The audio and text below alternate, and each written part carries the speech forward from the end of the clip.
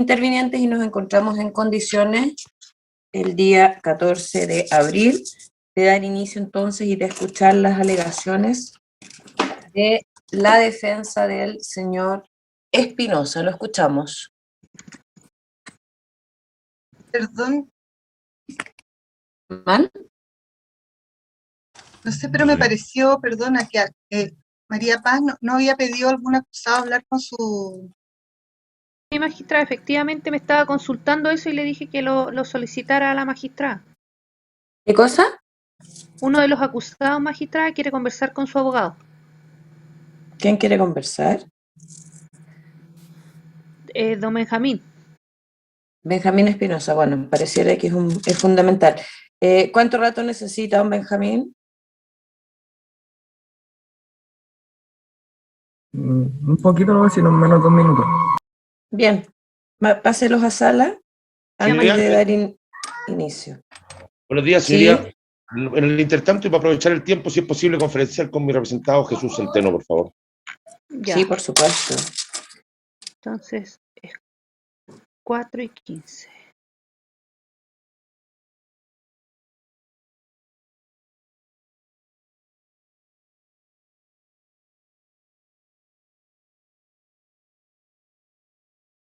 De escuchar las alegaciones de la defensa del señor Espinosa.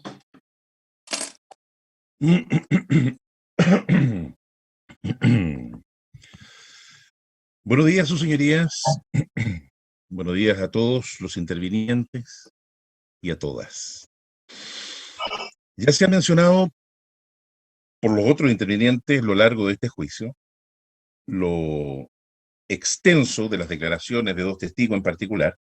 Me refiero al teniente Gaete, funcionario de la DIPOLCAR, quien supuestamente es un testigo presencial y que en su función de servicio preventivo grabó distintas imágenes que ubican a mi representado en los sustratos fácticos de la acusación. Y por otra parte, la larga declaración del teniente, hoy capitán, Nicolás Valenzuela. Este es un juicio complejo, no solo por la alta pena que se le está pidiendo a 3 jóvenes estudiantes que pertenecen a los cientos de miles de jóvenes que salieron a lo largo de todo Chile a gritar sus sueños. Por ellos y ellas, por toda una sociedad.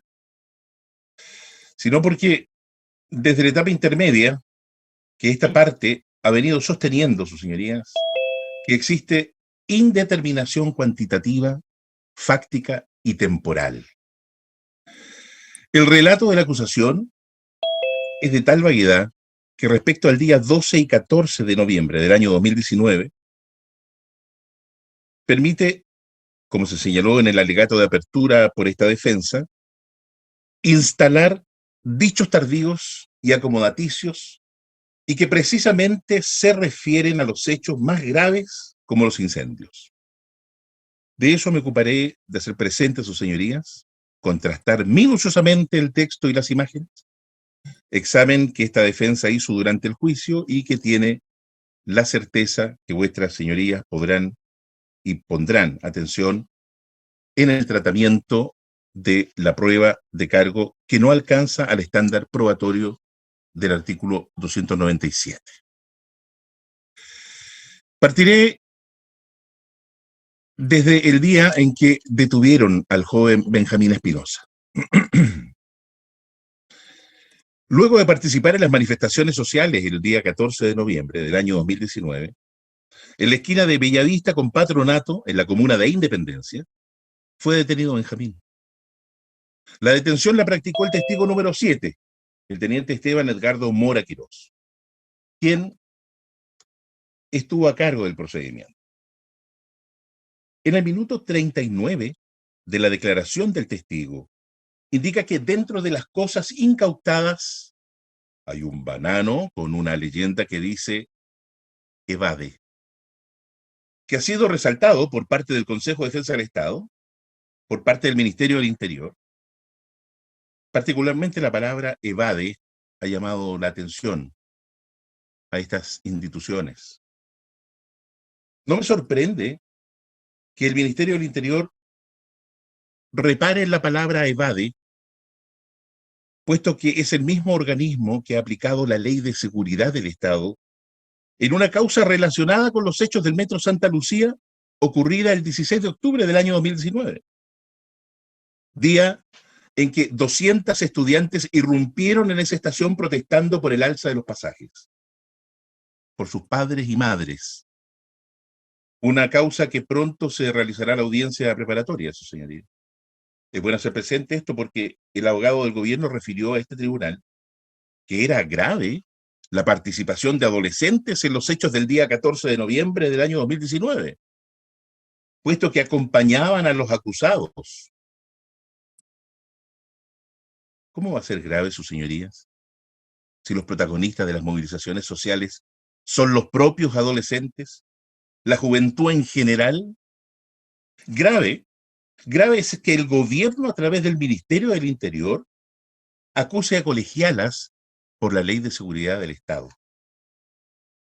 Lo pueden consultar. Causa RIT 18.008 del año 2019, seguida en el 7º Tribunal de Garantía, para mayor antecedente. Retomo.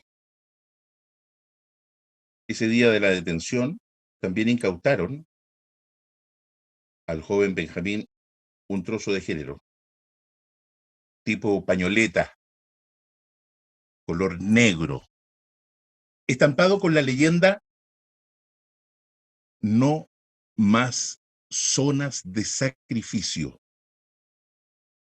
Un joven de 20 años, estudiante de enseñanza media, denunciando las zonas de sacrificios, pidiendo no más zonas de sacrificio, no más zonas altamente industrializadas, saturadas de plantas termoeléctricas a carbón y en algunos casos de fundiciones de cobre.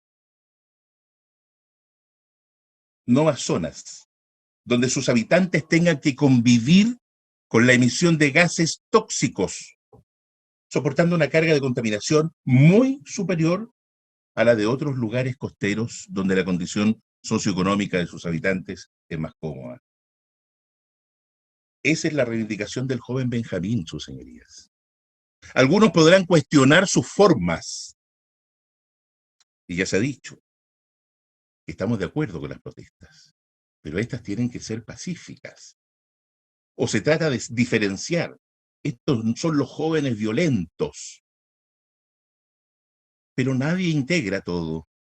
Nadie hace la relación de por qué la protesta es tan violenta. Nadie se pregunta si efectivamente por lo que se protesta no es acaso más violento. Lo cierto es que no es un joven Benjamín que le sea indiferente lo que ocurre en su país. No es una marca evade, por ahí se dijo incluso. Es un concepto que moviliza a nuestra juventud. El evade es parte de una consigna que nace en un contexto de las alzas tarifarias, no lo olvidemos. Y esto fue a fines del año 2019. Fue una bandera, fue un petitorio de nuestra juventud. Muchos y muchas conocemos sus cantos. Evadir, no pagar, otra forma de luchar. Por lo tanto, hay contenido, hay dimensión social, cultural y política en el contexto donde se insertan los acusados y especialmente el joven Benjamín Espinosa. Reitero, estudiante de enseñanza media. No se trata de ser rockstar, como lo caricaturiza el ente persecutor por andar con sus escuderos. Ellos y ellas utilizaron escudos para no perder sus ojos, su señoría. Utilizaron escudos para protegerse del actuar de carabineros. Utilizaron escudos o escuderos no como rockstar, sino más bien como verdaderos Quijotes que han permitido que un país camine hacia procesos sociales y políticos relevantes. Y eso lo sabemos todos los intervinientes, que ese es el escenario de esta nueva constitución. Las movilizaciones las protagoniza Digo, las protagoniza nuestra juventud, y lo hizo de esa manera. Porque el contexto fue violento. Sucedían escaladas violentas, con heridos a balas y balines. ¿No es acaso que podemos reflexionar entonces, su señoría, que por eso mismo, el día 14 de noviembre, por la noche, el 14 de noviembre del año 2019, estaban reunidos los políticos para hablar de un pacto por la paz? Por la paz. No precisamente por las movilizaciones pacíficas. He hablado del banano, he hablado de su pañoleta, y también le encontraron un bidón. Otro objeto que se encontraba en poder del joven Benjamín. Un bidón que, según el funcionario público que lo detuvo, estaba con un fuerte olor a líquido acelerante o combustible. Pero, ¿qué indicó el peritaje, su señoría? El peritaje realizado por el funcionario Raúl Cáceres Serrano, de la OCAR, plasmado en el informe 10.123-01-2019, señala que no se detectó la presencia de residuos líquidos inflamables derivados del petróleo. Fue rotulado con la letra M y el número 7, el M7, la rotulación asignada al bidón, que señaló como resultado negativo. Lo anterior puede deberse a la volatilidad o volatilidad en caso de haber estado presente.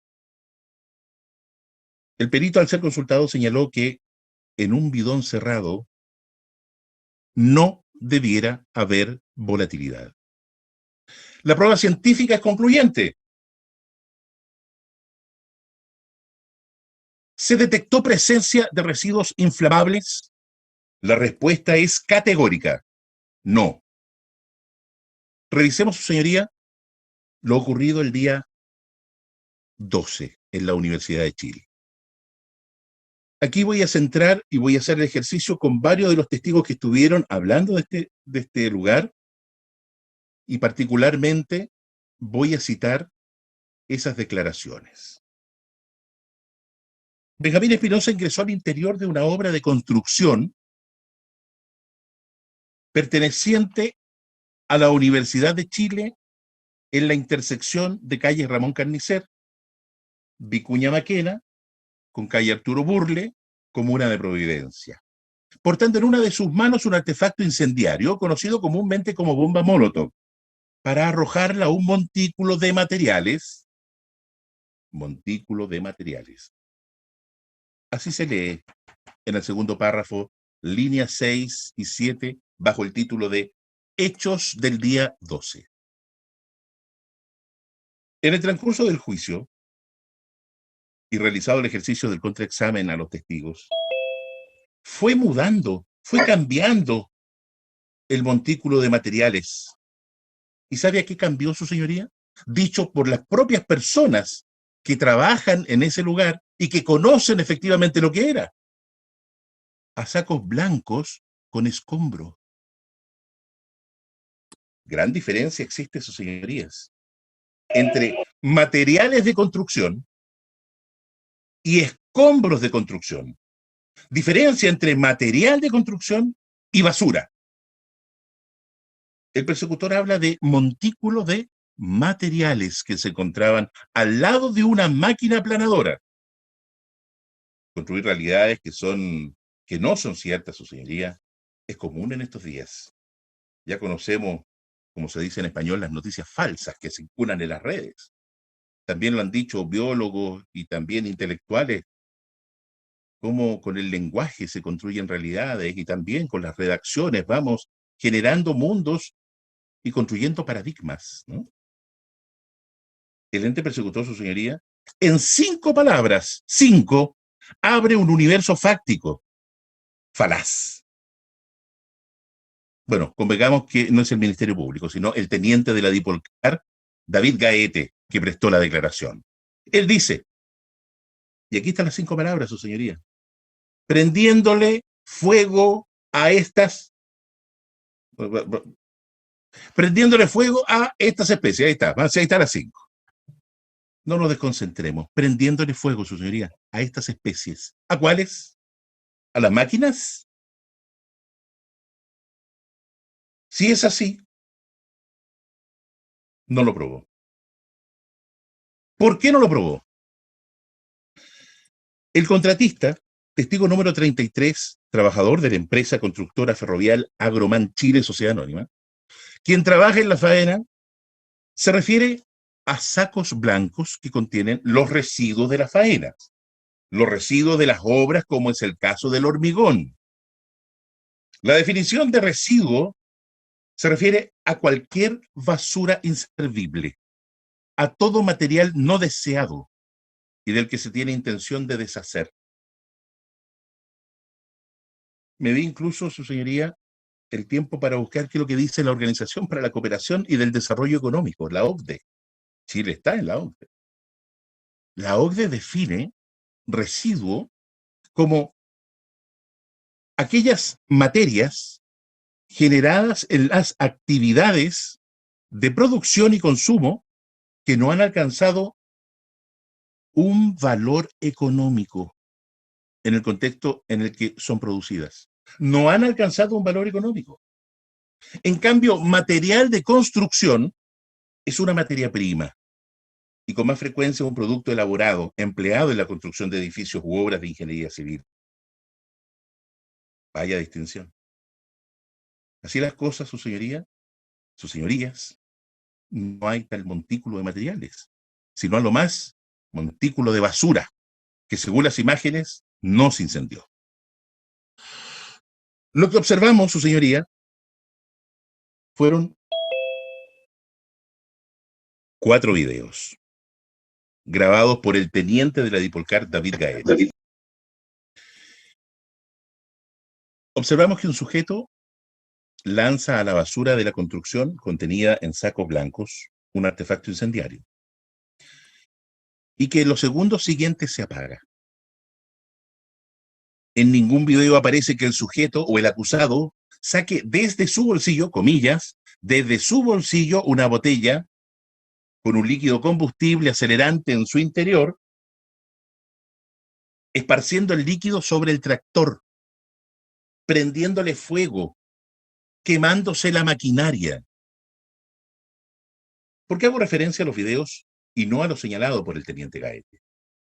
Porque el ente persecutor señala en su acusación que estos hechos fueron grabados por el funcionario policial que estaba en seguimiento del imputado. Para esta parte es muy grave esto, su señoría. Es muy grave. Y se lo voy a explicar por qué. Lo que puede parecer un detalle, esta parte lo interpreta como algo, como ya lo dije, grave. Porque en la secuencia de las imágenes, sus señorías, contenidas en la nube 5923, correspondiente a la evidencia material número 17, fueron manipuladas. En mencionada nube encontramos un CD, en cuya carpeta los videos están fechados como 12 del 11 del 2019, que son aquellos grabados por el teniente David Gaete Beltrán. Videos desde el número 2 al número 5, en ese orden correlativo. Así fue exhibido por el Ministerio Público. En esa secuencia se aprecia un fuego inicial. Luego el fuego se apaga. Y en la última imagen aparece otro fuego. Y ahí termina la secuencia. ¿Es concordante esta secuencia con la acusación? Sí, claro que es concordante. Porque la acusación habla de que se lanzó una bomba Molotov con artefacto y posteriormente se incendia la máquina. 2 fuegos. Claro que es concordante. No solo concordante, sino que la refuerza, como ya decía. La refuerza cuando se señala que luego el imputado se acerca a un tractor pequeño y saca desde su bolsillo una botella con un líquido combustible acelerante en su interior. Y no solo eso, sino que detalla, esparciendo el líquido sobre el tractor, prendiéndole fuego, quemándose la maquinaria. Su señoría, la última imagen del video, enumerada como video 5, correspondía a la número 3. ¿Cómo lo oye? A la número 3. Por lo tanto, al ubicar esa imagen del lugar, cambiarlo al final, queda indicando que hubo un fuego posterior al lanzamiento de la Molotov. La imagen construye discurso. Claro, ¿cómo logramos acreditar esto? Es la pregunta. Cuando exhibimos las imágenes al encargado de la investigación, el funcionario del OS9, Nicolás Valenzuela, presionamos el icono correspondiente para conocer las propiedades de los archivos. Propiedades, nos vamos al icono, propiedades, clic, y se exhibió al testigo. Él señaló lo que veía. Los archivos 2 y 5 tenían la misma hora de haber sido descargados. Y los archivos 3 y 4, la misma hora. 2 con el 5, 3 y 4. ¿Y por qué el 5 no está como número 3? Para mayor claridad. El primer video de la secuencia. Al interior de la Universidad de Chile tiene la hora de modificación del día 14 del 11 del 2019 a las 14:27. El siguiente video de la secuencia tiene la hora 14:28. El video número 3 también tiene la hora 14:28. Pero el video número 5 tiene la hora 14:27. Al ubicar este video al final, como ya lo decía, de la secuencia, se da a entender que hay un nuevo incendio. Y encaja con la versión del Ministerio Público de un lanzamiento o un incendio tras rociar el líquido acelerante y prender fuego.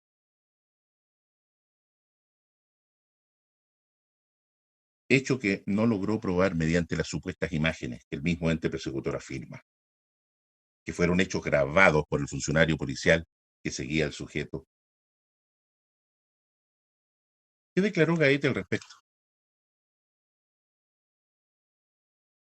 Gaete, en el minuto 23 de su declaración, señala que el sujeto saca de su bolsillo derecho la botella de Gatorade que portaba acercándose a la máquina retroexcavadora, que se encontraba a un costado, rociando de igual manera el asiento y el tablero de dicha máquina. Y en el minuto 24 con 8 segundos señala que con el mismo encendedor le prende fuego al líquido acelerante, comenzando el incendio de todas las especies. Y luego señala, que esto es relevante, quedando grabada dicha acción. Sus señorías, de los videos que vimos, no aparece dicha acción. Lo anterior lo señala en su primer día de declaración, al ser interrogado por el Ministerio Público. Contrastemos lo que dice Gaete. Contrastémoslo. En el minuto 36, con 9 segundos, correspondiente al contraexamen que hizo esta defensa al funcionario de Carabineros del OS9, el teniente Nicolás Valenzuela, y responsable, además, responsable de la investigación, respondió que tiene claridad que una máquina fue rociada por un líquido acelerante. Tiene claridad, señala él, pues esa claridad se diluyó cuando la defensa le mostró las imágenes y realizó las preguntas de contraexamen. Luego de consultarle en el minuto 43 con 48 segundos, sus señorías, si la voz que aparecía en un video registrado en la construcción de las obras de la Universidad de Chile era del teniente Gaete, Valenzuela respondió en el minuto 43 que no conoce al teniente Gaete para reconocer su voz. Pero seguimos contraexaminando, mostrando las imágenes registradas por Gaete. Se le preguntó al testigo, Nicolás Valenzuela, si el sujeto de la imagen, ya observando la imagen que había grabado Gaete, tenía en su mano derecha una botella. Señaló que no lograba observar. Pero en el minuto 52 con 45 segundos señala, después de otras preguntas correspondientes a las técnicas del contraexamen, dice él, Corrijo, dice el teniente, corrijo. No la logro observar en la mano derecha. Valenzuela señaló en el interrogatorio, sus señorías, que el fuego está en el tercer plano. En un segundo plano está la máquina. Y en el primer plano está el acusado. Indicó que no se puede señalar el fuego que está en la imagen, porque corresponde a que el ejercicio era primer y segundo plano. Y se veía un fuego. Y él dice que no se puede señalar que ese fuego venga de la máquina, porque se refería que estaba entonces en este tercer plano. Al preguntarle por la secuencia de las imágenes, señala que desconoce quién hizo la secuencia del video. Pero segundos más tarde, afirma que Gaete le entregó en ese orden los archivos. Desconoce si él armó la secuencia, refiriéndose al teniente de la Dipolcar Gaete. En ese contexto, sus señorías, se le pregunta al funcionario público del OS9, que está a cargo de la investigación, como ya lo decía, ¿por qué el archivo 5 tiene una hora que no corresponde a la correlación de dichos archivos? Y él, como muchos otros, ¿no?, que de repente se lo olvidaban, no recordaban, se limitó a responder que él no manipuló los archivos. Quiero ser reiterativo, su señoría, aunque esto canse, pero es necesario demostrar que con las imágenes se construye también un discurso. ¿Qué dice Gaete cuando el fiscal le muestra los videos en cuestión? Es bueno recordar eso, porque ahí está la interacción entre la fiscalía y el testigo, número 1. En el minuto 10, dice Gaete, bueno, puedo apreciar claramente cómo el imputado, ya individualizado como Benjamín Espinosa Gatica, luego de lanzar la bomba incendiaria a los materiales apilados, y a la máquina aplanadora, se observa cómo rocía la máquina retroexcavadora con la botella de Gatorade que portaba en su bolsillo derecho, la que tenía un líquido acelerante en su interior. No sé dónde él vio eso, señoría. Ustedes lograrán, y sin duda, van a apreciar lo que aparece en esas imágenes. A buena hora, estamos hablando de lo registrado en los videos, que no exceden a los 2 minutos. Quiero hacer un paréntesis al respecto. Si yo estuviera, porque aquí hay que ser empático, ¿no es así? Un ejercicio que me va a costar en este caso. Si yo estuviera en el lugar de Gaete y estoy registrando y veo que efectivamente se está incendiando tal lugar, yo lo registraría, ¿no? ¿Y por qué no lo registró?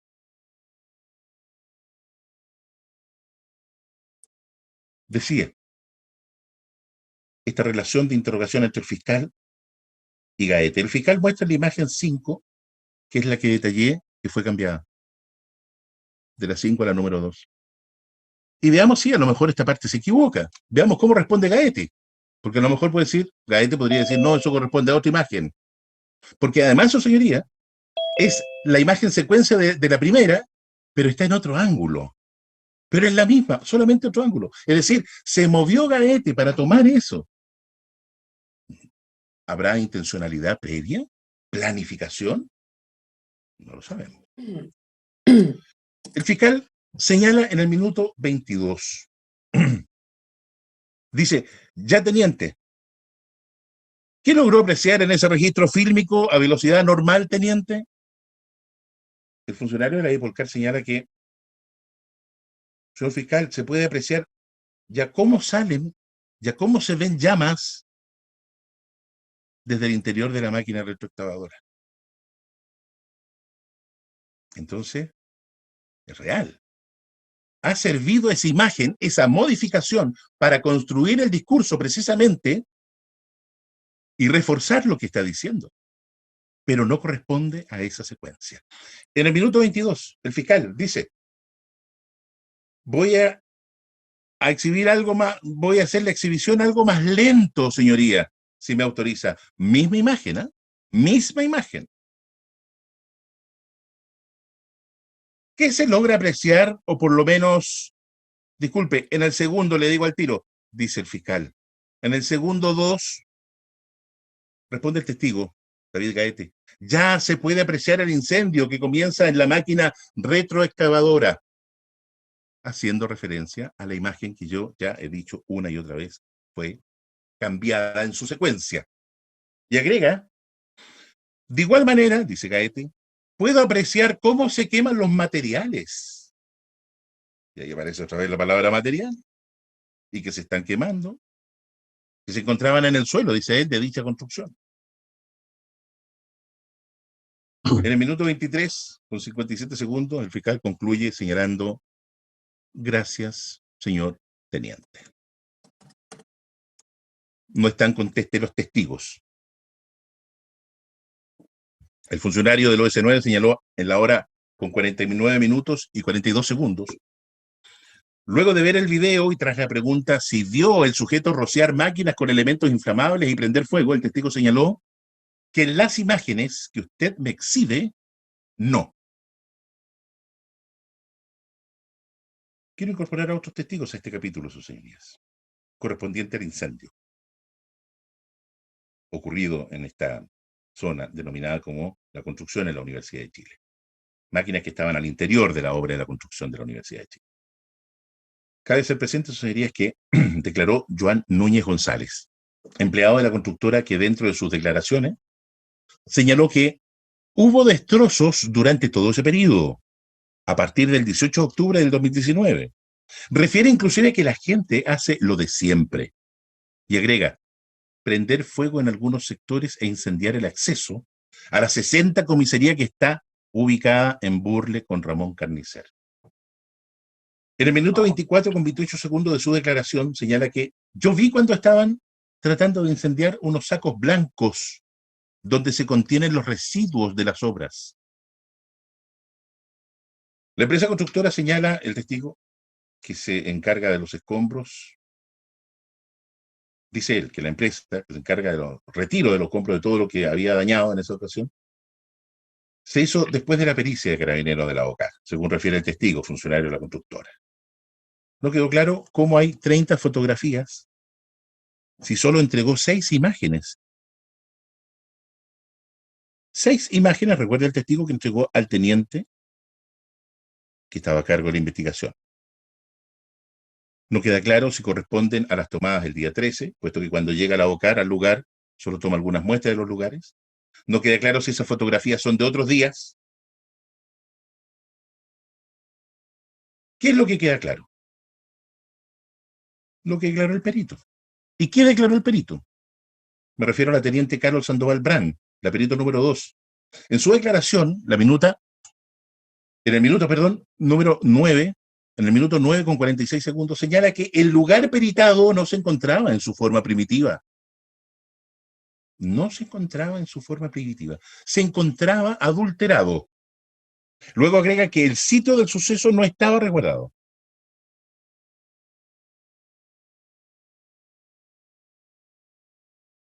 Busqué dentro de la literatura de la comunidad científica, descrito por Mauricio Duch, dice, el primer problema que se ha detectado es la tendencia de los sistemas de justicia penal, la sentencia de justicia penal, en el uso de un conjunto de pruebas periciales de muy baja confiabilidad. Y esto se produce generalmente como consecuencia del uso de opiniones expertas fundadas en disciplinas de escaso rigor metodológico o científico. La literatura anglosajona agrupa estos casos bajo la noción de ciencia basura. El punto central que se pretende enfatizar es que en muchas oportunidades se utiliza como evidencia en juicio prueba pericial que es presentada con un aura de rigor científico o metodológico que realmente no posee y que lleva a los juzgadores a cometer errores en la decisión final. Y aquí lo hemos encontrado en este juicio, su señoría.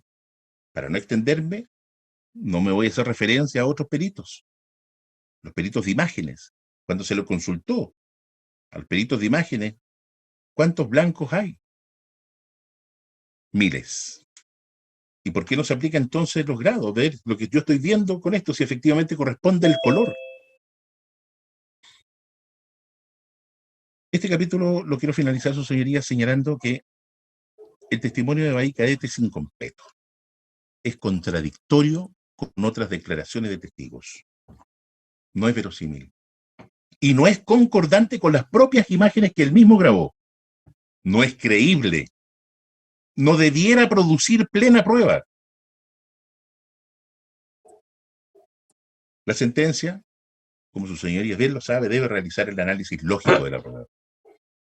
Así lo ha indicado la Corte de Apelaciones de Concepción en el rol 314 del año 2007, del 19 de mayo del 2017. Hacer un análisis lógico significa obtener conclusiones de un hecho, porque ello es simplemente factible. El razonamiento, por tanto, no puede merecer reproches en relación con la integridad de las afirmaciones y circunstancias consideradas en la sentencia. Salgamos del día, siempre del día 12, salgamos de la Universidad de Chile. Se señala en la acusación que posteriormente el imputado Benjamín Espinosa sale de la Universidad de Chile y se dirige a la estación Metro Baquedano. Y por supuesto que no hay horas de referencia, ausencia de temporalidad, lo que se hace difícil para una adecuada defensa. Juan Borges Calderón, testigo número 2. Él señaló que llegó a las 16 horas, que a esa hora ya había un tumulto de gente. Y dentro de ese tumulto de gente, se fijó en una persona. Parece una canción romántica, pero no lo es. Se fijó en una persona que vestía pantalones rojos y teniendo un celular para grabar. El señor Borges, el testigo número 2, no grabó. Según sus propias palabras, no lo grabó. Solamente lo siguió por Vicuña Maquena. Dice que habían demasiados desórdenes, muchos jóvenes. Y cuando se le pregunta cuál es el objetivo de su labor, porque él decía que es de servicios. Él decía, servicio, bueno, estamos destinados a verificar los desórdenes. El servicio marcha, su señoría, según el testigo, comenzó a las 17 horas. No obstante, él dice que llegó antes, pero el servicio marcha comenzó a las 17 horas. Y vamos a no partir de las 16 que él estaba ahí, sino que de las 17 horas. Vamos a hacer, decíamos que el tema del tiempo está complicado. Dice él, al caminar por Vicuña Maquena en dirección al sur, observa que dentro de la multitud hay un sujeto de pantalón rojo. Lo observa por algunos minutos y al llegar a Vicuña Maquena con Antonio Burle, el sujeto se encuentra con otros 6 sujetos. Si era las 17 horas, ya supongamos que ocurrieron 10 minutos, 15, 5 y cuarto. Pasado las 17 horas, lo que podemos afirmar, ¿no es así?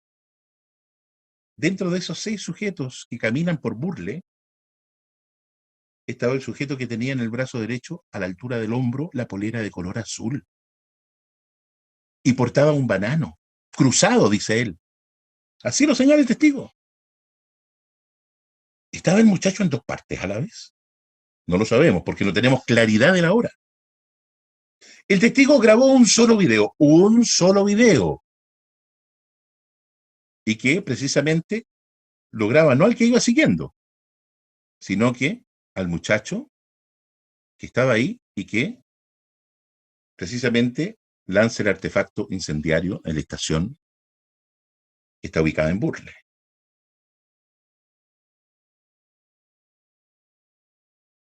Señala que lo siguió porque le llamó la atención, ¿no es así? Bueno, dejó de llamar la atención y siguió con el otro. Pero luego va dando a conocer que existe un grupo de WhatsApp en sus declaraciones. Él pertenece a un grupo de WhatsApp donde se comunica a la gente del OS9. ¿Qué tenemos acá? Una labor de un equipo del OS9 que, según el testigo, el servicio Marcha tiene como objeto verificar los desórdenes y los que cometen ilícito. Si tenían identificados los que cometen el ilícito, es un equipo, que está a través de WhatsApp coordinado. ¿Por qué no actuaron bajo la flagrancia? ¿O es que querían aumentar los delitos para solicitar condenas más altas? Fue precisamente en el contraexamen, su señoría, que este testigo mencionó que al funcionario Mitchell Cerda lo conoce, porque es del departamento.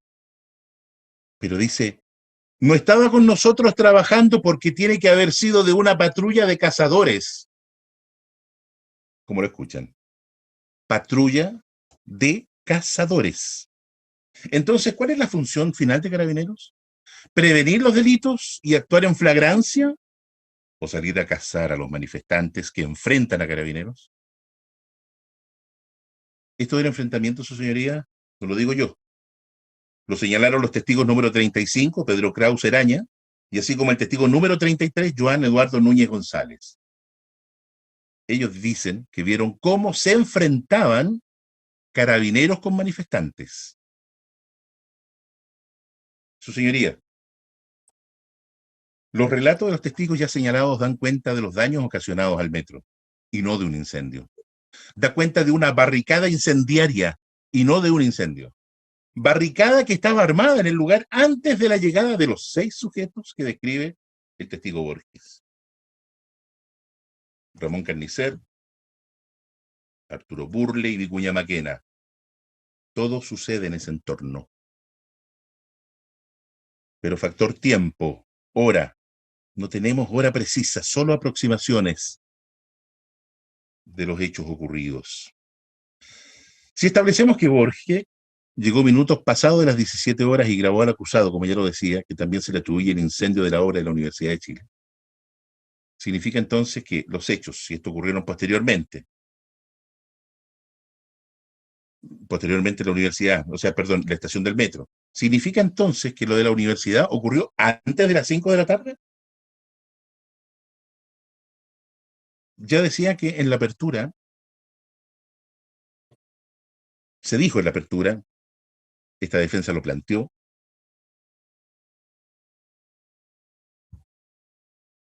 que observaremos dichos tardíos y acomodaticios, y que precisamente se refieren a los hechos más graves, como los incendios.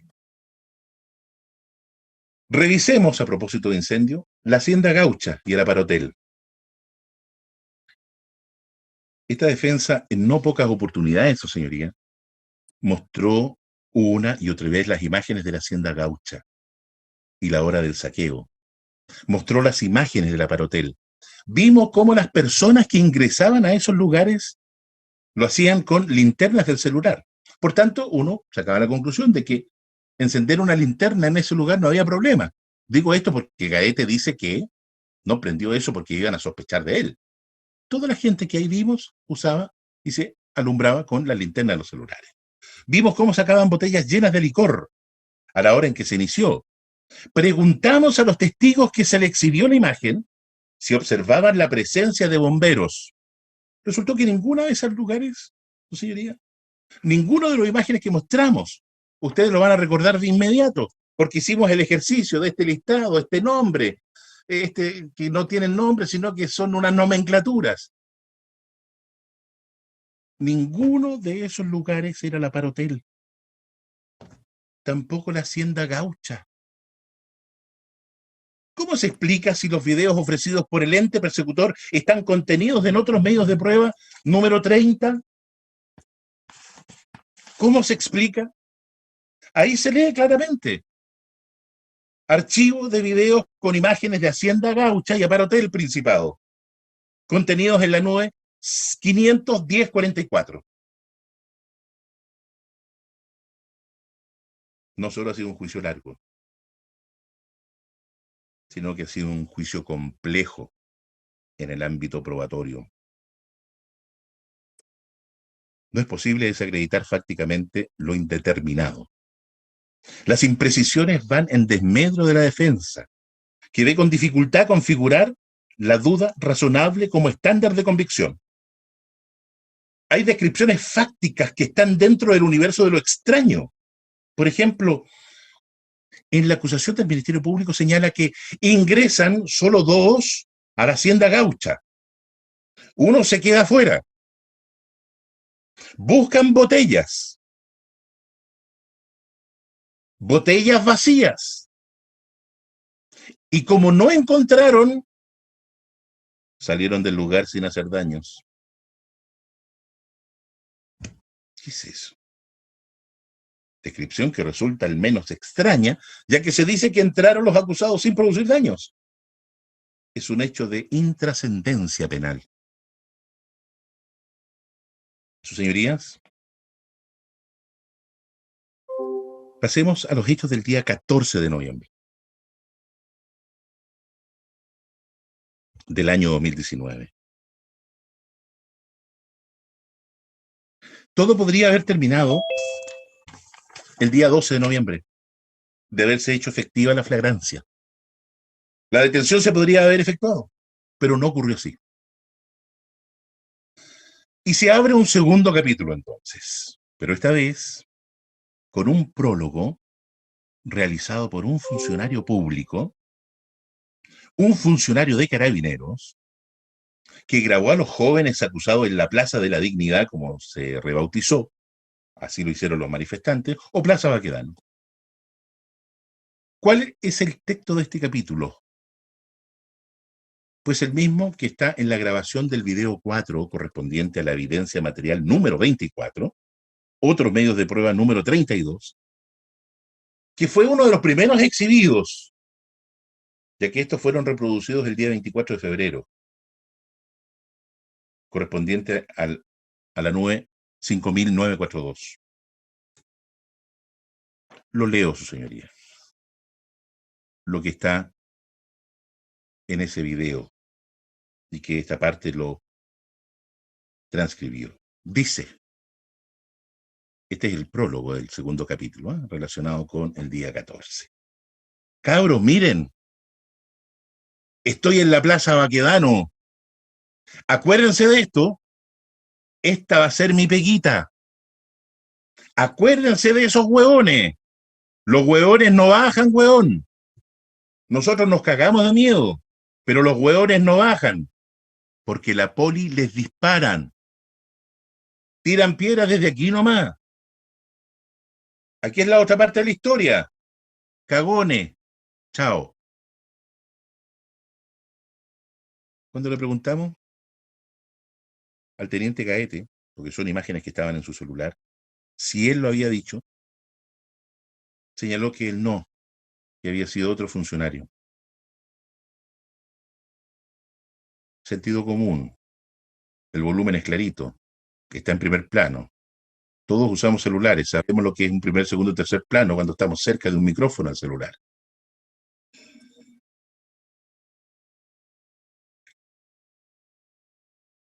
En este segundo día, día 14, para ir acotando, sus señorías, voy a hacer el siguiente ejercicio relacionado con los CD acompañados. Y lo digo, de los CD con imágenes, yo tengo registrado 1, 2, 3, 4, 5, 6, 7, 8. 8 CD. De esos 8, tengo registrado que 4 corresponderían al día 14. Voy a revisar solo 3 de ellos.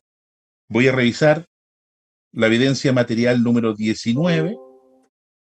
Voy a revisar la evidencia material número 23. Y voy a revisar la evidencia material número 24. Una revisión somera, obviamente, ¿no? Pero es para aclarar y valorar algunos aspectos que ya están en el juicio, su señoría, que ya se hicieron presentes en el juicio. La nube 5932, correspondiente a la evidencia material número 19, tiene 6 videos, también tiene imágenes, que corresponden al día, 932, preciso. La 932 tiene distintas imágenes en donde se mezclan imágenes del día 12 y están rotuladas como imagen del día 14 del 11 del 2019. Buenos días. Hay imágenes del día 12. ¿Por qué? Si uno ingresa, hace clic en las últimas imágenes, las abre, se va a dar cuenta que dice claramente 14, pero la imagen tiene relación con el día 12. Claro, ya se puede anunciar, incluso se dio a entender por ahí de que la vestimenta no es la misma, sin duda, ya podemos decir entonces un error. Porque si nos fijamos en la vestimenta del día 12, la vestimenta del día 14, es claro, la imagen que está ahí no corresponde al día 14, sino que son del día 12. Ese no es el asunto, su señoría. El asunto es que una persona, un tercero, una mano o dos, intervino a eso. Alguien le puso 14, siendo que eran imágenes del 12. ¿Se puede intervenir entonces? Pues yo puedo cambiarle los nombres. ¿Y por qué es importante esto? Porque en reiteradas ocasiones decían, no, eso lo pone el computador, casi permanentemente. Se señalaba y se decía que no se puede intervenir. ¿Quién lo hizo entonces? ¿Por qué tiene otra fecha? ¿Quién se equivocó? ¿O quién lo manipuló? ¿Qué dice la cadena de custodia? Entregado por el teniente Gaete, directo de su celular. Pero resulta que hay imágenes de altura. Imágenes tomadas no por un dron, de altura. Que a la fecha nadie supo responder. Solamente el señor Nicolás Valenzuela dijo que si yo lo hubiese recibido, hubiese tomado acta de aquello, hubiese levantado un acta al respecto. Y fue en ese contexto cuando el señor Valenzuela dice: lo que pasa es que llegan muchas imágenes de juntas de vecinos, todo distinta gente que nos manda imágenes al WhatsApp. Bueno, volvamos a la pregunta inicial. ¿Quién manipuló? ¿Quién le puso 14 a lo que era del 12? Y luego de saber eso, se puede hacer entonces, pues. Eso no lo hace el computador. Revisemos la evidencia material número 23, 5695. Hay un video, solo un video, recepcionado por Mitchell Cerda, mismo que fue nombrado por el señor Borges, que cuando dice que seguramente integra la patrulla de cazadores. Aparece levantada por Mitchell Cerda en las dependencias de la 33 Comisaría de Ñuñoa. Podría ser más análisis, pero solamente voy a dejar enunciado algunos nomás, su señoría, para demostrar la irregularidad. RUC 190 12 32 160-6. No es el RUC de esta causa. Observación. Imágenes de cámara de seguridad. ¿No había sido obtenido por las imágenes del celular del señor Gaete? Evidencia material número 23. Revisemos ahora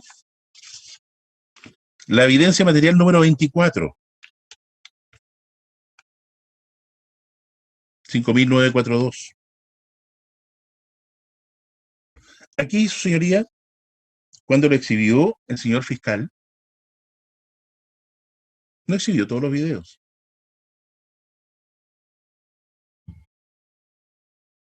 Eran 6. ¿Y por qué no lo exhibió todos los videos? ¿Será porque en este CD está el video donde habla un carabinero y dice lo que ya señalé, partí diciendo que era el prólogo de esta segunda parte? Porque inclusive hasta en la NUE, en la cadena de custodia, si ustedes se detienen, está borrado. Le habían puesto 5 primero y después le pusieron 6 videos. Querían quitar uno, que es precisamente el que habla este funcionario de carabineros. Precisamente hice el siguiente ejercicio, su señoría. En el video 1, la fecha de modificación es del 14 de noviembre de 2019, 20:55. Fecha de modificación. En el video 2, es del 14 de noviembre del 2019, fecha de modificación, 14 del 11 del 2019, hora 20:47. En el video 3, fecha de modificación, 15 del 11 del 2019, hora 1 de la madrugada, 9 minutos. En el cuarto video, del 14 del 11 del 2019, hora 20:46 minutos. En el quinto video, 14 de noviembre del 2019, hora 20:46 minutos. En el video 6, misma hora, 20:46 minutos. Esta es la hora de modificación, su señoría. Porque si apareciera la hora de traspaso sería todo solo una hora, ¿no es así? La hora que se hizo el traspaso completo. Significa que antes de llegar al soporte CD, a lo menos alguien lo manipuló. No fue directo desde la fuente al CD, como se estima. ¿Y cuál es la fuente? El teléfono celular de don David Gaete. Así se indica. Que se sacó desde el teléfono celular. Ustedes lo van a recordar si fue largamente examinado al respecto.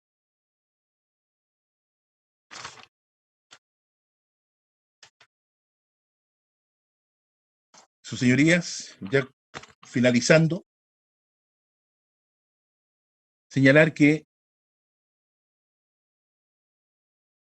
en la Revolución Francesa, una revolución burguesa, tuvo como protagonista para tal transformación a una mayoría de obreros pobres, en su mayoría jóvenes. El 14 de julio de 1789, los insurrectos tomaron por asalto la fortaleza de la Bastilla. Así comenzaba la gran Revolución Francesa. El barón de Montesquieu es considerado uno de los referentes de la Ilustración. El francés dejó su huella en la formación de los estados modernos, con sus ideas sobre la división de poderes, la ley y el derecho. Para que esta ecuación funcionara, decía Montesquieu, hizo hincapié en la construcción de las leyes y su aplicación. Estas no debían ser impuestas desde arriba, sino que tenían que representar un valor de justicia avalado por la sociedad. No se trata de que estén escritas, sino que signifiquen algo. Una de sus frases más reconocidas, y con esto termino, es aquella que dice: una cosa no es justa por el hecho de ser ley. Debe ser ley porque es justa. Eso es todo, su señoría.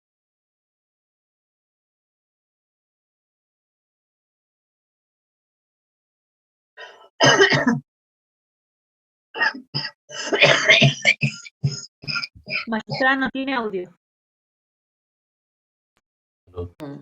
Blanca y Catrina, si podemos ir por favor un minuto a sala.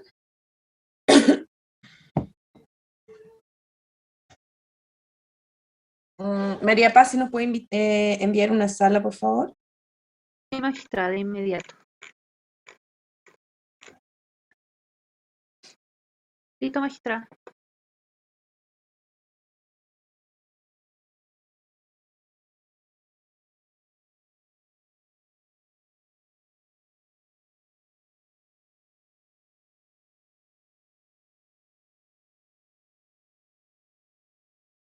receso que ya estaba anunciado después de cada uno de los alegatos para que aprovechemos todos de descansar un poco. Van a ser 15 minutos en que a los acusados, si es que ya les llegaron los alimentos, pueden tomar una mitad y tomar la otra mitad como lo hicieron ayer. Creo que anduvieron bien en eso, ¿verdad? Bien, vamos entonces al receso hasta las 10:30.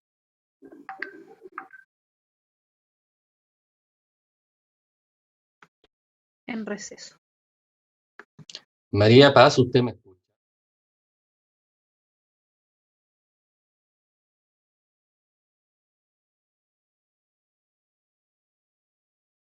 Entonces reanudamos la audiencia y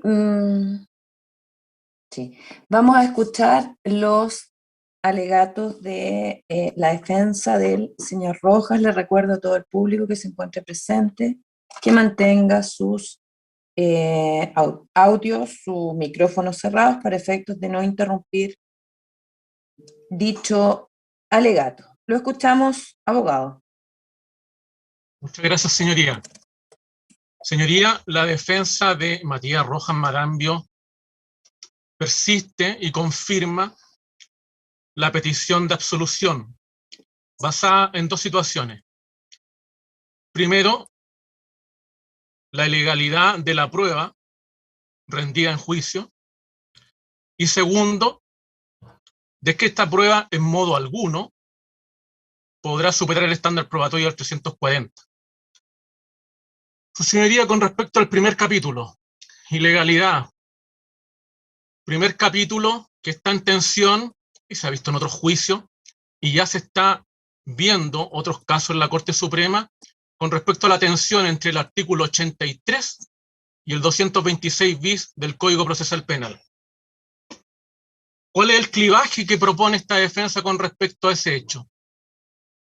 Finalmente, lo que usted ha observado es que la dirección y la falta de exclusividad de la investigación no está en esta causa en modo alguno por el Ministerio Público. Usted ha visto que la exclusividad y la investigación ha estado a cargo de don David Gaete y don Michel Cerda, un funcionario de la Dipolcar y un funcionario del OS9.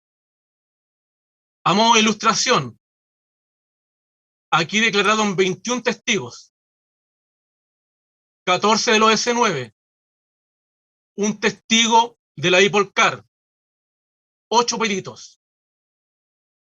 Vuelvo al asunto de la legalidad. Con respecto a esto, desde que comencé este juicio, vuestra señoría, siempre tuve en el ojo ver cada uno de los antecedentes que había expuesto y que expuso don David Gaete. Pero hay un hecho que al final del juicio no se puede soslayar por ninguno de los intervenientes y menos por este abogado. Y tiene que ver con lo siguiente. Desde que comenzó esto, es decir, desde que comenzó el estallido social, ha habido una persecución penal en donde está en tensión el Estado democrático de derecho con el Estado policial. Y la cúspide de esta situación es la siguiente, y lo quiero nombrar en el testigo 19, don Juan Borges. ¿Por qué? Señoría, en enero del año recién pasado, incluso fanándose por Twitter, se supo que la policía chilena actuaba bajo un nuevo logo. ¿Cómo se le llamó en ese momento? Comando Lobo. ¿Cómo le llama el señor Borges? Patrulla de cazadores. ¿Es propia esa denominación en un Estado de derecho? Por supuesto que no. ¿Es propia esa actuación policial dentro de un Estado de derecho? Pero por supuesto que no. ¿Y por qué lo digo fehacientemente? Yo le pregunto al señor Borges, y conmino al tribunal escuchar los audios del minuto 1 al minuto hora al 11, en donde le pregunto, ¿quién es su superior? A la época, 12 y 14 de noviembre, donde ocurrieron los hechos. No se acuerda. ¿Quién es su superior ahora? No se acuerda. ¿Quién implementó esta marcha preventiva? ¿Quién implementó esto que se ha llamado el comando intramarchas? No lo sabe. ¿Cómo se comunica usted con sus superiores? Tampoco lo afirma. Pero sí afirma algo que salió y le salió de su inconsciente. Él es parte de la patrulla de cazadores. Y hay algo más grave aún. Siempre se supo que todo y cada uno de los videos lo había filmado el señor David Gaete, de la Dipolcar, que al decir ayer, de la parte acusadora, dijeron algo que no es cierto. Dieron a conocer un relato cada uno de ellos, en donde el señor David Gaete habría grabado a cada uno de los imputados, habría ido solo, se habría paseado por la Plaza Italia, después habría ido cerca de la Par Hotel, habría grabado, habrían llegado los bomberos. Eso es todo incierto y lo voy a dejar revelar con las propias declaraciones de don David Gaete. Pero quiero volver a don Juan Borges. El único video que grabó este señor, bueno, que no sabíamos, que aquí lo dijo que él había grabado uno, antes habían dicho que todo lo había grabado David Gaete. Juan Borges, funcionario de la OS9, otros medios de prueba donde se ingresaron 6 videos, la 9, 5.942, video 4, no mostrado por supuesto por la Fiscalía. Una cuestión que no puede solayarse en un Estado democrático de derecho. ¿Qué es lo que dice quien filmó?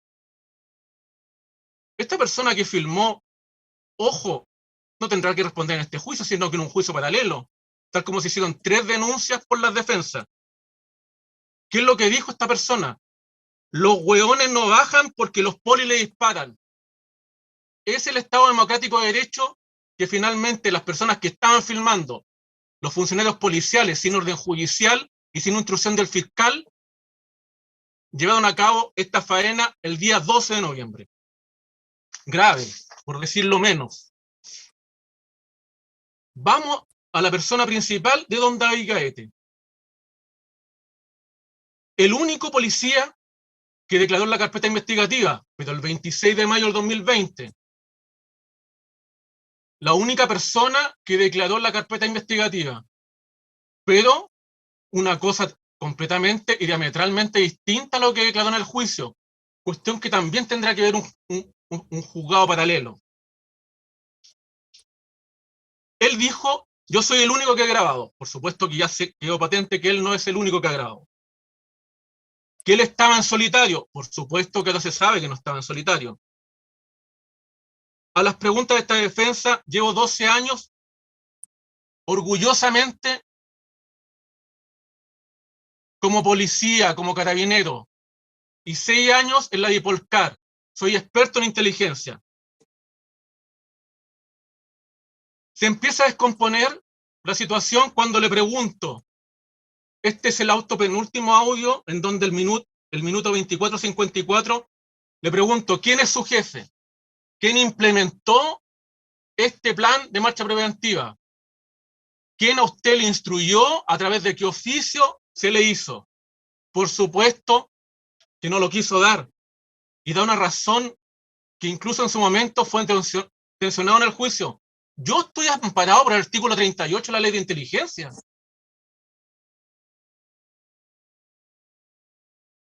Grave, ¿eh?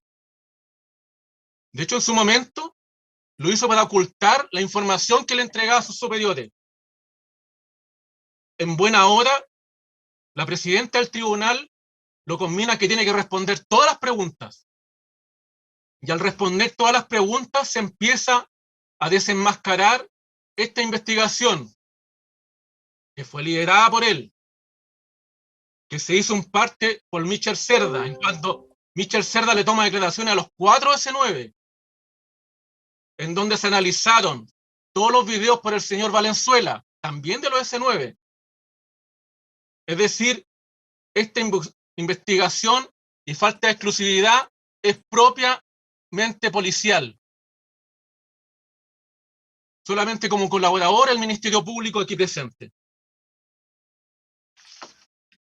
Señoría, repasemos un poco lo que dijo don David Gaete y por qué finalmente lo que él expresa, en donde dice que empieza una faena a las 5 de la tarde del 12 de noviembre del 2019, en esa faena en donde él comienza a grabar con su teléfono celular, no soslayando que esa forma de grabación, él dice hasta ese minuto no habían protocolo. Hasta ese minuto estaba vigente la ley 18.961, artículos 51 y 52, letras B y P. ¿Cómo se debe grabar un funcionario policial? Pero él no lo sabe. Llegamos al caso en donde yo le pregunto derechamente algo que aparecía inverosímil a la luz de la investigación. ¿Usted estaba solo? Nombró a 5 policías, algunos bastante conocidos. Bastante conocidos porque le digo que en su momento, la pregunta previa a él declarar, yo le digo, ¿sabe que ese 12 de noviembre nosotros preguntamos por transparencia cuántos policías intramarcha había en ese día? Y le doy la cifra al tribunal, 350. Claro, no podría decir que andaba solo, o que no conocía a ninguno de los otros que estaban ahí. Da a conocer 5 policías. Veremos si es verdad finalmente ese listado. Pero da a conocer otro hecho. Yo me comunicaba con todo y cada uno de ellos a través de un WhatsApp. Una forma de comunicación paralela que ya ha sido analizado por la judicatura, en donde no es la forma de expresión, porque finalmente yo le digo, oiga, ¿y el respaldo a ese WhatsApp? No, no sé. ¿Y qué pasó con quienes estaban ahí? No sé. ¿Quiénes intervenían en ese WhatsApp grupal? Tampoco sabe. Supimos por el curso que eran más de 5, eran 6.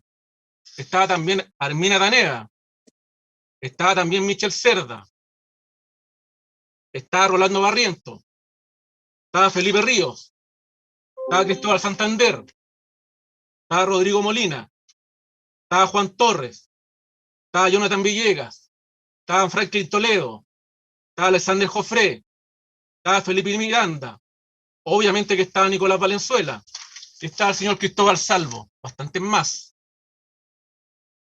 Todos ellos coordinados a través de esta forma que ya se vio, también en un caso paralelo, que estas formas no son la forma de comunicación de la policía. Este hecho, que es bastante anterior, nosotros en enero del año recién pasado, teniendo los antecedentes de cada uno de los policías, pusimos los antecedentes en el Alto Comisionado de Naciones Unidas, nos pareció extremadamente grave. Y lo digo por lo siguiente, la Corte Suprema, en un caso que vino desde Arica, el estallido social no solamente de Santiago, dio a conocer los antecedentes y los elementos para establecer la legalidad o no de policías de esta forma.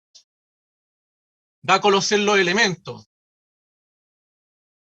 No obstante que es un fallo minoritario, el 131.967 del 2020. El fallo anterior es el 6.067 del 2018. Estos fallos y estos pareceres, de lujo sobre todo del ministro Llanos, dan a conocer antecedentes del año 68, 69, pero de la Corte Suprema de Estados Unidos. Elkins versus Estados Unidos. Homestead versus Estados Unidos. ¿Qué es lo que dicen esos fallos? La integridad judicial no puede ser a cualquier precio. En un gobierno de leyes, un accionar de esto peligraría el Estado de Derecho mismo.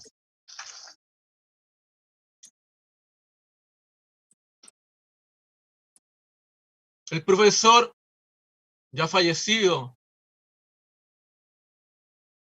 de Derecho, Juan Busto, en un minuto, cuando se estaba viendo en su momento Derecho Penal 2, nos dijo que él fue compañero de Roxin y fue discípulo de Belset en su posgrado en Alemania. Quiero parafrasear lo que dijo: el esclarecimiento de los hechos penales no sujetos a límites alguno extrañaría el peligro de destruir los valores del Estado de Derecho.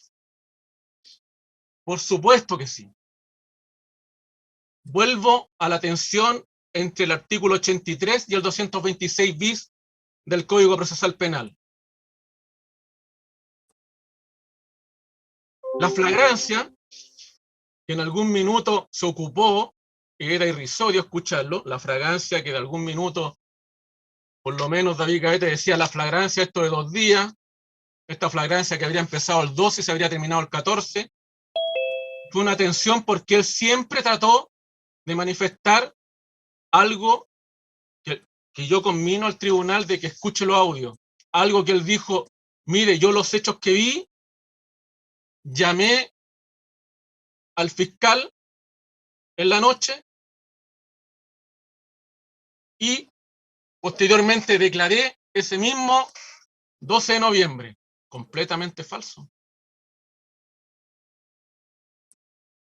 Él mismo, a la repregunta de esta defensa, dice: no, yo en realidad le pasé la información al OS9, claro, sí, yo llevaba la investigación. Y ellos llamaron. Claro, bastante lejos de que él se haya comunicado con un fiscal y que haya recibido esta instrucción verbal. Bastante lejos esa situación. Bastante lejos también de que le haya entregado los videos aquel 12 de noviembre, en un incidente que es el que más duró, 1 minuto 10, para que se mostrara o no esta acta de entrega el 15 de noviembre. Videos que finalmente no llevaron la custodia respectiva, videos que finalmente fueron modificados en el computador de otro policía del OS9, el señor Valenzuela, en donde él dice: bueno, me llegaron los pendrive, yo los dejé en el computador, la creación fue con respecto a cuando yo lo ingresé en el computador. Qué poco prolijo, por decirlo menos. Quiero volver a la discusión del artículo 83 y 226. ¿Qué es lo que dice el ministro Llano de la segunda sala con respecto a este hecho? Las prácticas autónomas, fuera de los límites, como es el caso, pasa a llevar el principio de exclusividad, y él considerando cuarto, donde él lo dice. Que si actúan los agentes del gobierno de esta manera, se pasa a llevar, por supuesto, no solamente el Estado de Derecho, sino la necesariedad y la proporcionalidad. Estos antecedentes de este rol importante, 131.967 del 2020, y tiene su antecesor en el 6.067 del 2018, obviamente que no es primera vez que se ventilan en nuestra excelentísima Corte Suprema. Ya se ha visto cómo las facultades de la policía pueden traer bastantes problemas. Solamente por citar, las facultades autónomas de la policía, 40.860 del 2017. Caso conocido, Huracán. 15.472 del 2007. 28.380 del 2016. 28.000, perdón. 380 del 2016. 9.307 del 2018. Y en cada una de las peticiones de libertad de Matías Rojas Marambio, que ya lleva 516 días en prisión preventiva, siempre esta defensa citó el 23.930 del 2014 y el 25.003 del 2014. Perdón, ¿puede repetir el segundo número? 25.003 del 2014. Aquí también se ha pasado a llevar algo que es sumamente grave, porque cuando le preguntamos al señor Gaete con respecto al acta de entrega de estos videos, él dijo, pero las cadenas de custodia tienen otra fecha.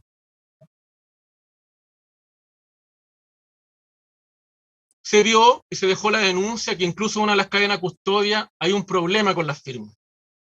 Esto no es un problema con las firmas, sino que finalmente no hay fidelidad con respecto al aspecto incautado y tampoco la persona que va interviniendo. Fue patente en el caso de mi representado.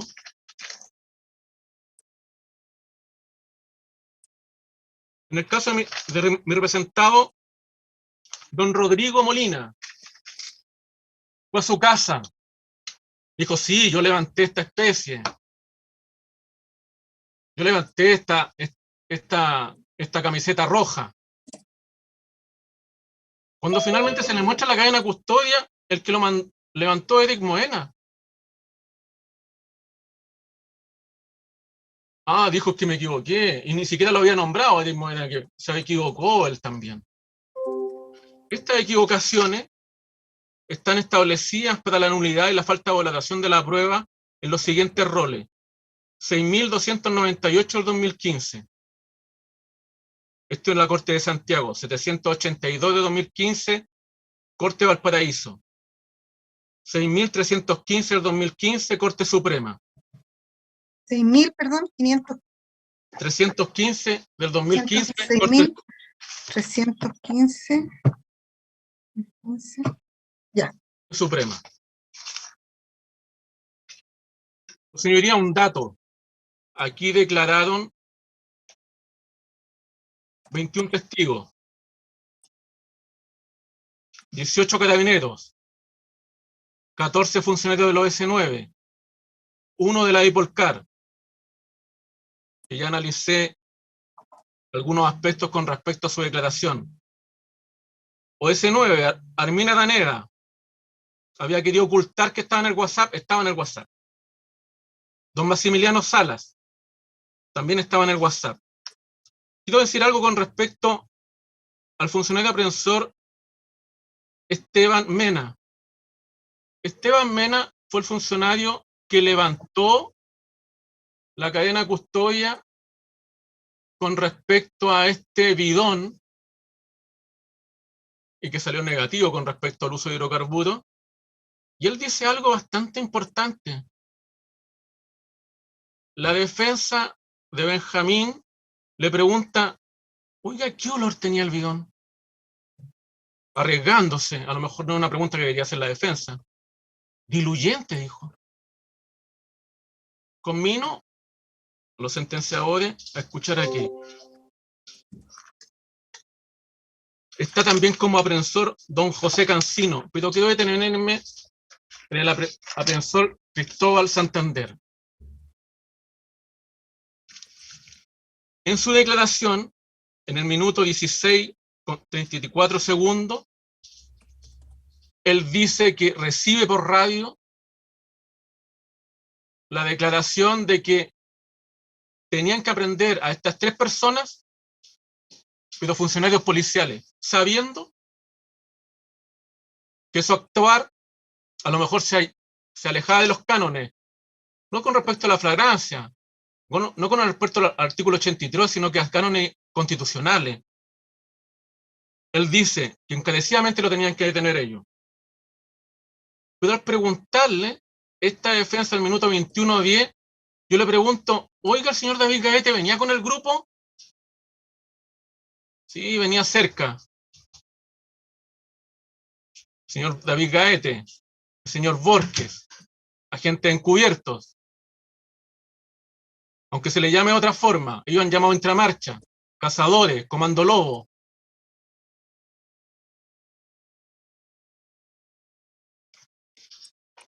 Así finalmente, señoría, quiero pasar al segundo aspecto con respecto de que esta prueba no puede superar en ningún caso el estándar probatorio del 340 y no logró, para que se sepa, no obstante la evasiva de los peritos, no logró corroboración alguna.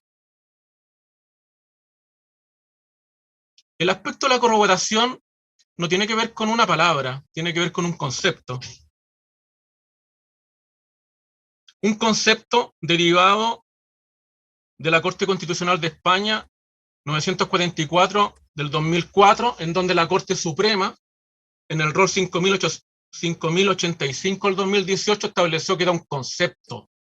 Es decir, una sola fuente de imputación, 18 policías, podrían irse corroborando entre ellos, sobre todo si se tomaron declaraciones unos a otros, pero por supuesto que no. ¿Qué pasó con la llamada prueba científica? Que finalmente los peritos no vinieron a corroborar esa prueba científica, a confirmar esa prueba científica, sino que a evadir esa prueba científica. Pero a la luz de aquello, a sus conclusiones, Raúl Cáceres, Víctor Larraín, Guillermo Alcántara establecieron las siguientes consecuencias.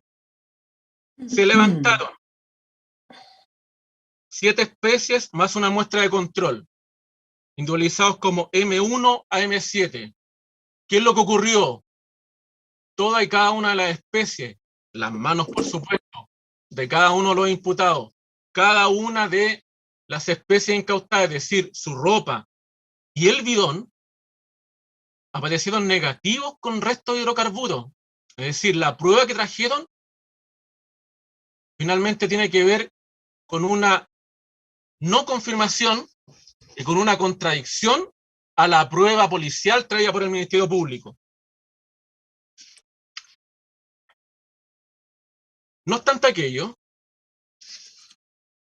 presenciamos un caso de bastante gravedad, sobre todo por el único perito profesional que trajo el Ministerio Público y el único perito de la Lavocar que es químico.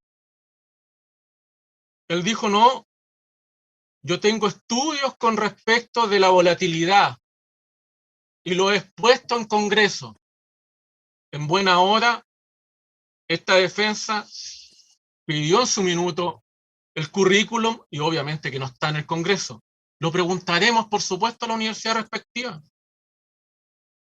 Porque es un asunto de mayor gravedad de venir a exponer asuntos de volatilidad que no tienen nada que ver con la ciencia moderna. Nosotros citamos, en fin, en qué está sustentado estos informes periciales. En un informe Lockhart. Edmund Lockhart. Le preguntamos a ellos mismos, el padre de la criminología moderna, los principios de transferencia. Bueno, ellos lo van a conocer, no lo quieren escuchar. Finalmente es por algo que después supimos por el señor Guillermo Alcántara. Dijo, no, este juicio está friccionado. ¿Y qué le dijo que estaba friccionado? No, no me acuerdo. No me acuerdo, pues no se acuerdan ni quiénes son sus superiores, los funcionarios policiales. Quiero llegar a un aspecto que es bastante grave porque tiene que ver con el mayor volumen de pena. Y no obstante que los acusadores no sean ayer en su relato, nos llevaron a cabo un análisis pormenorizado con respecto a cada uno de los ilícitos de nuestros representados, con respecto al hecho más grave imputado que tiene que ver con la imputación en Vicuña Maquena 35-35A. El delito de incendio, el 476, número 2.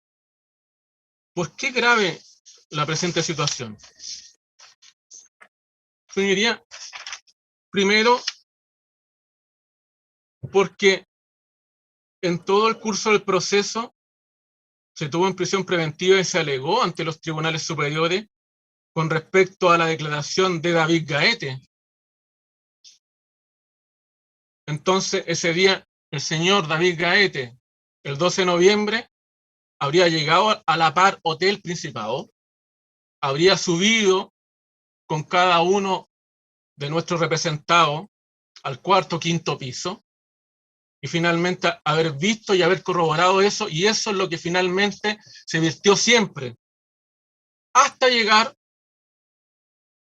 bastante fuera de plazo, con el informe pericial, entre comillas, del señor Claudio Vaca. Informe policial que no debería ser valorado. Informe policial que debería ser expresamente excluido. Informe policial en donde hay errores en la fecha, en donde él mismo dice que no hay ningún sustento con respecto a fotografías, a videos, y que es un informe simple. Obviamente que el debate con respecto a las normas en FPA 921, él dice, no, pues yo me sigo a nuestros manuales, que lo está haciendo, no lo ha hecho para este juicio, lo está haciendo para el futuro. Yo cuando le pregunto al bombero que fue, al señor Kraus, le digo, oiga, las normas en FPA 921, ¿usted sabe la distinción entre fuego e incendio? Oh, me dijo, no venía preparado para esto. Vaya, el testigo bombero que vino, no venía preparado para el aspecto técnico. Pero más grave es que no venía preparado el perito. Perito que finalmente, a través de las peticiones anteriores, nosotros tenemos que decirlo, fue un ex coronel de Carabineros que no llegó a su fin y finalmente, por una pregunta no contestada, está entremezclado en un caso de quechuma. Y nos parece ese hecho bastante grave. Sobre todo porque en los casos donde están imputados personas que se han manifestado, él ha investigado. Pero cuando han sido imputados otras personas, es decir, incluso Carabineros en el Cinearte Alameda, él dijo, y se sabe públicamente con respecto a ese informe, que eso fue un error que un cortocircuito.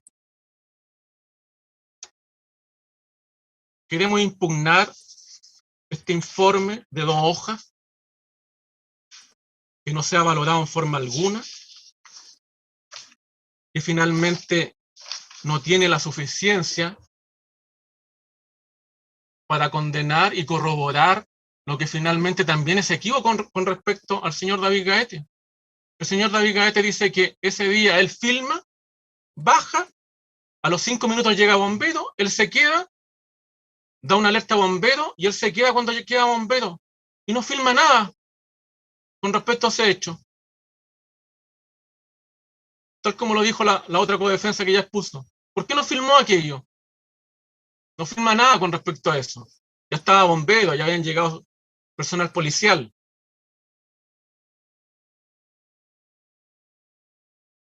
Señoría, quiero hacer el análisis pormenorizado de cada uno de los delitos que se le impone a mi representado. Y la falta de corroboración en eso. Mi representado está imputado con respecto a los hechos ocurridos el 12 de noviembre del 2019, con respecto al ingreso al Metro Baquedano, el delito de elaboración de artefacto incendiario y el delito de arrojar artefacto incendiario del artículo 10 y 14D respectivamente. En el primero, de acuerdo al 15 número 1, y en el segundo, el 15 número 3. Quiero soslayar con respecto inmediatamente con el 15 número 3. Esta es una nueva forma de imputación de la Fiscalía Oriente. 15 número 3. La historia fidedigna a la ley, y de acuerdo al libro de Eduardo Novoa Monreal, el 15 número 3 es cuando la persona que participa, aún lejanamente, es fundamental para que se lleve a cabo el ilícito. No es el caso. Se vieron los videos y los videos se podía reflejar que había miles de personas. Ya lo dijo la codefensa. Esto terminó, esto hecho no solamente con la prisión de nuestros representados, sino que finalmente el poder político cede para hacer una reforma a la Constitución aquí en aquellos días. Es decir, esos días, Plaza Italia, Vicuña Maquena estaba lleno de manifestantes que hizo esta presión. El segundo delito de aquel día, imputado a mi representado, elaboración de artefactos explosivos del artículo 10, 15 número 1, en Arturo Burle con Vicuña Maquena. Ninguna prueba con respecto a eso. Ni siquiera la declaración de David Gaete.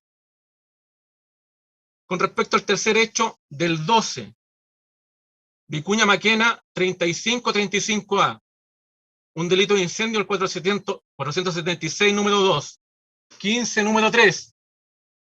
Claro, porque el señor David Gaete dice que no hace el hecho. Se le quiere y se le ha acusado por un hecho que él no hace.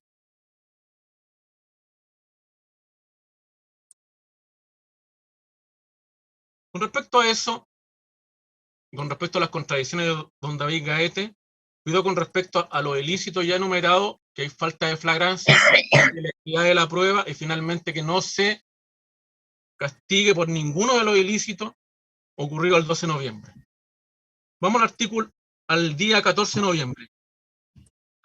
3 delitos de elaboración de artefactos incendiarios del artículo 10 y 5 delitos de arrojar artefactos del artículo 14 letra D. Con respecto a eso, le pregunto yo con respecto a la filmación de don David Gaete.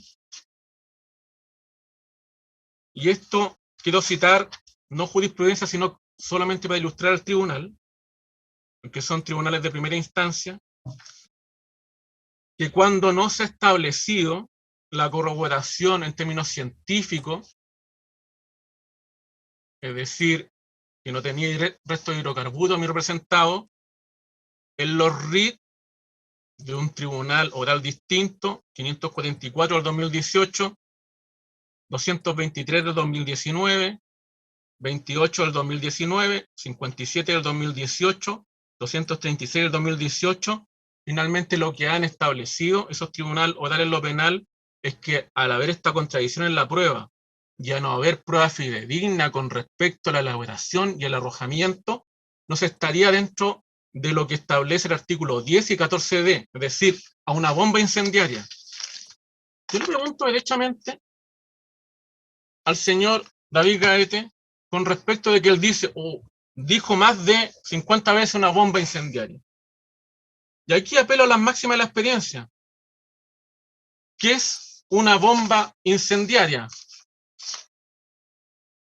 Bueno, están las películas que se van a ver, las premiaciones en Hollywood, una semana y media más.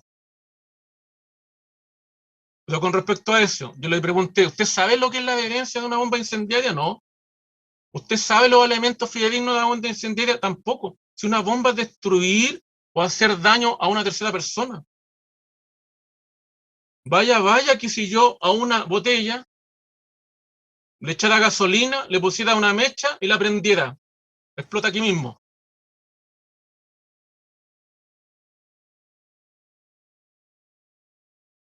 Quiero terminar manifestando y haciéndome cargo muy sucintamente con respecto a la demanda civil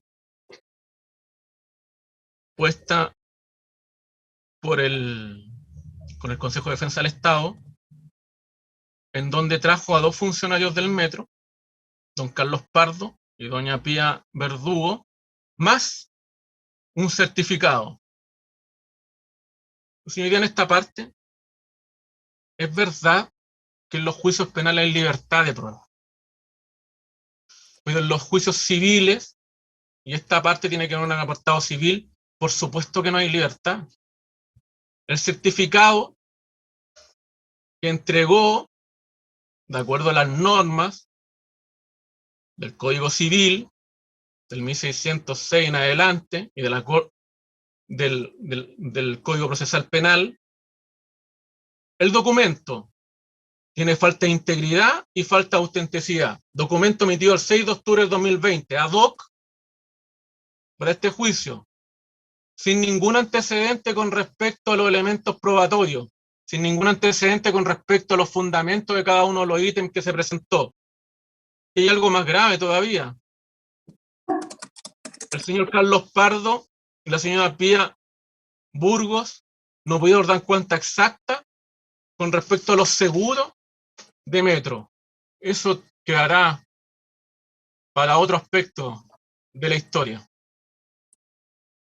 Señoría, concluyendo, reafirmo la solicitud con respecto a la absolución de mi representado con esos dos ítems. Y no se puede, bajo ningún concepto, lograr una pena inculpatoria como la que pretende el Ministerio Público con respecto a mi representado, por la insuficiencia y por la prueba ilegal concreta, ya determinada, y con respecto a la insuficiencia, de acuerdo al artículo 340 del Código Procesal Penal.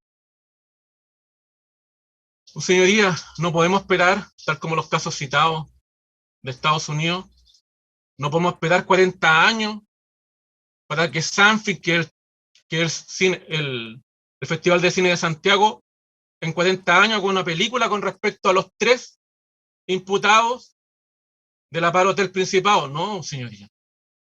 No vamos a esperar como Hollywood ahora hizo los 7 de Chicago. Por supuesto que no, señoría. Queremos ahora justicia y finalmente que se decrete la solución para mi representado Matías Rojas Marán. Muchas gracias.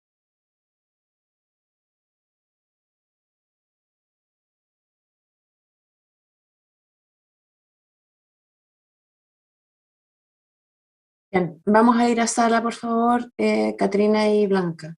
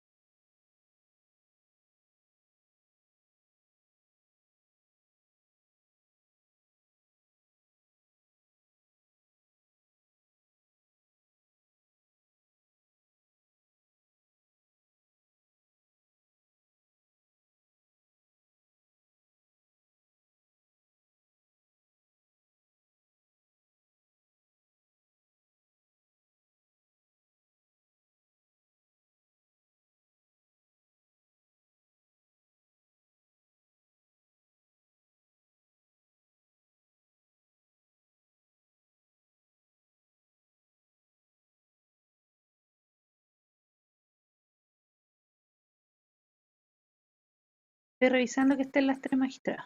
Sí, están las 3.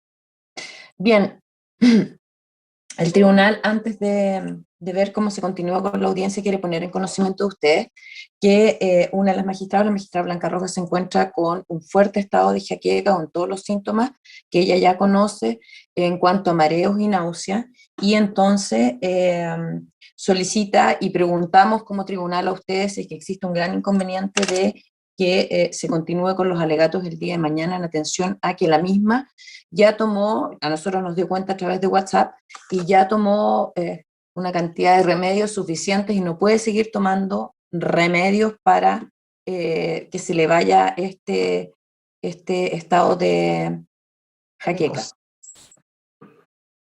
Sobre todo la pregunta es a la defensa del señor Centeno. Si tiene inconveniente en que dejemos su alegato para mañana, por favor. No había ningún inconveniente, le deseo su pronta recuperación, descanse, y como todos los intervinientes, tengo muchas ganas de alegar, pero por supuesto que es más que plausible, le deseo que se recupere pronto y mañana a las 9 de la mañana estaré yo disponible para los alegatos. Entiendo yo que mi representado entiende también la situación imposible, necesitamos una jueza que esté con los 5 sentidos en la comprensión de tal importante asunto como es la suerte que van a correr estos muchachos. Entonces, es plausible y no hay ningún inconveniente, doctor. ¿Qué ruta hay que poner? Bien, atendido lo anterior, estimando el tribunal principalmente que quien mayormente podría verse afectado es precisamente la defensa del señor Centeno, a quien correspondía hacer sus alegatos y se encontraba preparado precisamente para hacerlo en este minuto. Ha señalado no tener inconvenientes el tribunal, va a entrar en receso hasta el día de mañana a las 9 horas. En esa virtud, ¿alguien habló? No. Sí, En esa perdón, virtud, Don Rodrigo Barros creo que habla magistrada. ¿Don Rodrigo del Ministerio del Interior? Sí, pero perdón, le pido las disculpas. Por favor, continúe. No, solo voy a terminar. Que en ese entendido, los acusados entiendo que van a terminar de tomar sus alimentos, es que no los han alcanzado, y luego para ser trasladados ya más tempranamente. ¿El Ministerio del Interior algo quiere señalar? Sí, magistrada, solo por el tema de hoy día teníamos, lamentablemente, lo que le acontece a la magistrada Rojas, que obviamente es entendible. Se pretendía hoy día terminar los alegatos de clausuras por parte de la defensa, saber cómo eventualmente continuaría, considerando que mañana se escucharía un alegato o el final del alegato de clausura por parte de la defensa del señor Centeno, con el tema de las réplicas, si está considerado por parte del tribunal continuar mañana mismo, suspender para el día siguiente. Miren, en principio, esto tiene que ver no solamente con los tiempos. Este es un juicio largo, es un juicio difícil, en el que nosotros a diario nos juntamos, pero además a diario tenemos que ir revisando las alegaciones de cada uno antes de entrar al siguiente paso, aun cuando suene complicado, suene lento. Ustedes han visto que se han hecho los intentos de llevar un juicio en el menor tiempo posible, no se ha podido, por diversas razones, todos las conocen.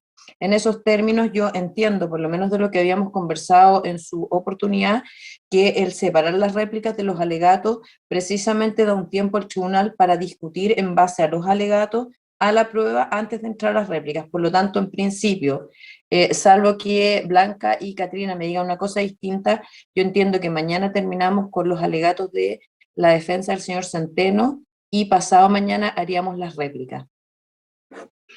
¿Es así? Perdón, No, Blanca. Sí. Además que yo creo que igual necesitan conocer primero íntegramente el alegato de esta defensa para hacerse cargo de las réplicas, ¿o no, señor don Rodrigo? Sí, su señoría, es básicamente solo para poder organizar los tiempos, saber cuál es la determinación un poco del tribunal, y básicamente también aprovecho de preguntarle, para ver si el tribunal también lo puede tener a considerar, si las réplicas van a ser todas realizadas en un mismo día para todas las partes, limitando a lo mejor un tema de tiempo, o van a ser en días distintos. Lo aprovecho de consultar. En principio, solo en principio, abogado, las réplicas van a ser todas en un mismo día. Perfecto. También va a depender qué tan extensas sean. Pareciera que, por lo menos del uso que tiene el tribunal, las réplicas no suelen ser tan extensas, y me voy a ello, no más de 10 minutos, salvo que existan, porque cada una de las partes ya hizo ver sus puntos de manera amplia, se les ha entregado todo el tiempo que ustedes han requerido para efectos de que puedan señalar todos sus puntos de vista, y lo cierto es que la discusión ya se sabía hacia qué lugares giraba desde los inicios de sus alegaciones. Por tanto, en principio, será ese el tiempo razonable que se estima, entre 10 y 15 minutos. Pudiera esto modificarse, lo vamos a conversar bien, y de todas maneras mañana vamos a entregar mayores luces respecto de eso, y también de los tiempos que ustedes estiman pudieran requerir para sus réplicas. Muchas gracias. Perfecto, que tengan muy buen día y muchas gracias, y que se recupere. Ya, disculpe. Magistrada, Jesús Centeno había levantado la mano. ¿Sí?